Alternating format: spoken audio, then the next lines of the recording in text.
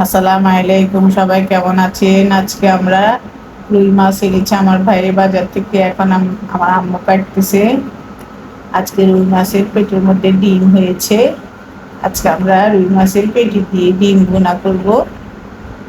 প্রথমে মাছটা কেটে নিচ্ছে আমার আম্মু।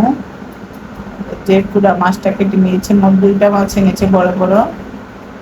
এই যে এবার আমি পেটি আর ডিম নিয়েছি, ছোট ছোট করে পেটিগুলো কেটে নিয়েছি, আর ডিমও ছোট ছোট করে কেটে নিয়েছি।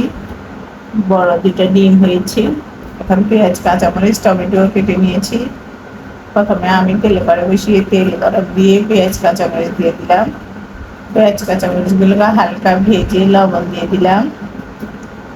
তারপরে টমেটোগুলো দিয়ে দিলাম, দিয়ে কিছুক্ষণ ভাজবো।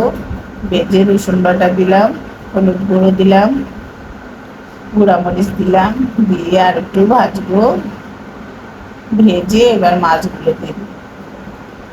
এত বেশি মশলা দেবো না, আমি শুধু মশলা রসুন বাটাটাই দিয়েছি। এবার আমি একটু কষিয়ে পানি দিয়ে দিলাম, দিয়ে আরো কিছুক্ষণ কষিয়ে নেব। প্রথমে মশলার সাথে কষিয়েছি, তারপর একটু পানি দিয়ে ঢাকনা দিয়ে দিয়েছি।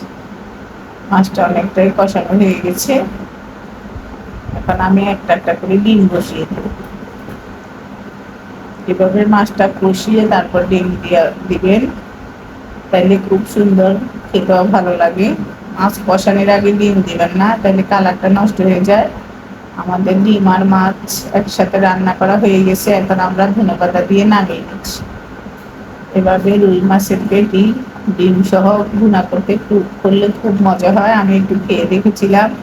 আপনারা আমাদের রেসিপিগুলো যদি ভালো লাগে আমাদের চ্যানেলটা সাবস্ক্রাইব করে দিবেন, লাইক করে দিবেন, শেয়ার করে দিবেন, ফেসবুকে ফলো করে দিবেন। আজ এ পর্যন্ত, আল্লাহ হাফিজ। আপনারা যে যেখানে আছেন ভালো থাকেন, সুস্থ থাকেন।